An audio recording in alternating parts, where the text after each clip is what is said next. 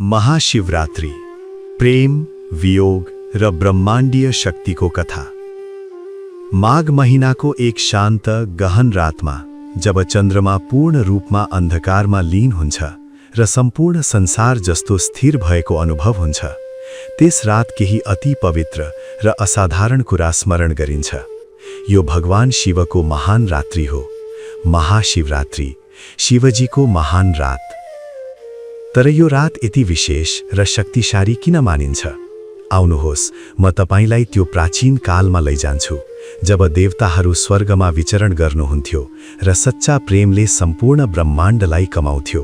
देवताहरूलाई पनि चुनौती दिने प्रेम।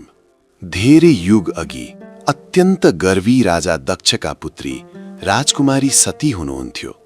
उहाँको हृदय शिवजीप्रति अत्यन्त गहिरो र अटल प्रेमले भरिएको थियो। हिमालयको कन्दरामा ध्यानमग्न रहनुहुने, भस्म लेपन लगाउनुहुने, सर्पलाई आभूषण बनाउनुहुने, ब्रह्माण्डको मौन शक्ति बोकेर बस्नुहुने परम योगी शिवजीप्रति। तर राजा दक्षले महादेवलाई मन पराउनुहुन्न थियो।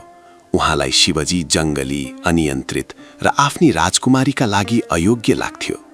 तथापि सच्चा प्रेम कहिल्यै अभिमानको अगाडि झुक्दैन। सतीले शिवजीसँग विवाह गर्नुभयो र त्यसपछि एक ठूलो आँधीको सुरुवात भयो। बलिदानको पवित्र अग्नि। एक दिन राजा दक्षले अति भव्य यज्ञको आयोजना गर्नुभयो। सम्पूर्ण देवताहरूलाई निमन्त्रणा गरियो, तर शिवजी र सतीलाई छुट्टाइयो। अपमान सहन नसकेर सती एक्लै यज्ञस्थलमा पुग्नुभयो। त्यहाँ आफ्ना पति शिवजीको खुला अपमान सुन्नु पर्यो। अपमानित, हृदय विदारक पीडाले भरिएर भक्तिमा जल्दै उहाँले पवित्र अग्निमा आफ्नो शरीर आहुति दिनुभयो र प्राण त्याग्नुभयो। सम्पूर्ण स्वर्ग कमायो। विनाशको ताण्डव नृत्य। जब यो दुखद समाचार शिवजीसम्म पुग्यो, गहिरो शोकले उहाँको हृदयमा ब्रह्माण्डीय क्रोधको रूप लियो। उहाँले सतीको निर्जीव देहलाई काखमा लिएर ताण्डव नृत्य गर्न थाल्नुभयो। विनाशको महान नृत्य। ब्रह्माण्ड हल्लियो, पहाडहरू चिरिए, समुद्रहरू गर्जिए, सृष्टिको सन्तुलन नै जोखिममा पर्यो। त्यसबेला भगवान विष्णुले कृपापूर्वक हस्तक्षेप गर्नुभयो। आफ्नो सुदर्शन चक्रद्वारा सतीको शरीरलाई बिस्तारै टुक्र्याएर पृथ्वीका विभिन्न भागमा छरिदिनुभयो, जुन पछि शक्तिपीठहरूका रूपमा प्रसिद्ध भए। शिवजी अत्यन्त व्यथित भएर गहन तपस्यामा लीन हुनुभयो। सम्पूर्ण संसार प्रतीक्षा गर्दै बस्यो। दिव्य प्रेमको पुनर्मिलन। तर सच्चा दिव्य प्रेम मृत्युले समाप्त हुँदैन। सती हिमालयकी पुत्री पार्वतीको रूपमा पुनर्जन्म लिनुभयो। बाल्यकालदेखि नै उहाँलाई आफ्नो पूर्वजन्मको स्मरण थियो। उहाँलाई आफ्नो भाग्य स्पष्ट रूपमा थाहा थियो। पार्वतीले अत्यन्त कठोर तपस्या गर्नुभयो। वर्षौंसम्म ध्यान, उपवास, प्रार्थना र पूर्ण समर्पण।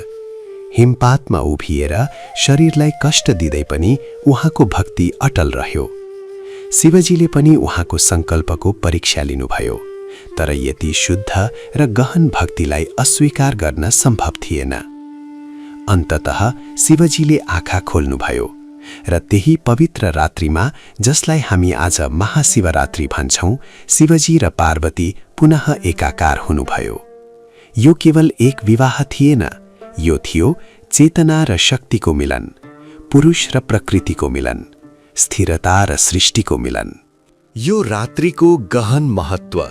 महाशिवरात्रि केवल एक चाड होइन, यो स्मरण हो मृत्यु पार गरेको अटल प्रेमको, भक्तिले ईश्वरलाई पनि कमाउने शक्तिको, विनाशपछि आउने नवीकरणको, मौनमा लुकेको अनन्त शक्तिको। यो पवित्र रात्रिमा भक्तजनहरू उपवास बस्नुहुन्छ, दण्डको रूपमा होइन, आत्म अनुशासन र शुद्धिको लागि। रातभरि जागरण गर्नुहुन्छ, बाध्यताले होइन, पूर्ण सचेतना कायम राख्न।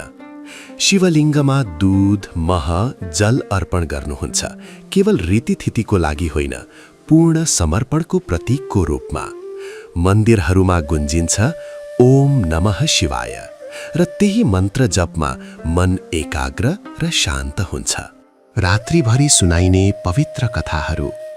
जब दियोहरूको मधुर प्रकाश बल्छ र घण्टीहरूको मधुर ध्वनि गुन्जिन्छ, शिवजीका कथाहरू हृदयमा बस्छन्।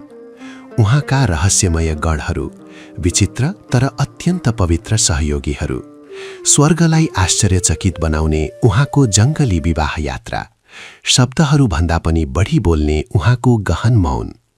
प्रत्येक कथाले गहन सन्देश बोकेको हुन्छ। जीवन अराजकता र शान्तिको संयोजन हो, वियोग र पुनर्जन्मको चक्र हो, विनाश र जागरणको यात्रा हो। महाशिवरात्रिको साँचो अर्थ। प्राचीनहरू भन्नुहुन्छ, यदि कसैले यो रात्रि साँच्चै जागृत भएर पूर्ण सचेत रह्यो भने उसको अन्तरात्मामा गहिरो परिवर्तन आउँछ। किनकि भगवान शिव मन्दिरका मूर्तिमा मात्र सीमित हुनुहुन्न। उहाँ तपाईको हृदयको गहिराईमा रहेको त्यो शान्त चेतना हुनुहुन्छ। तपाईका विचारहरूको पछाडि रहेको जागृत अवस्था, सबै कोलाहलमाझ लुकेको त्यो अनन्त मौन। महाशिवरात्रि त्यही मौनसँग भेट हुने पवित्र रात्रि हो र सायद आफ्नै सत्य स्वरूपसँग भेट हुने रात्रि हो। ओम नमः शिवाय।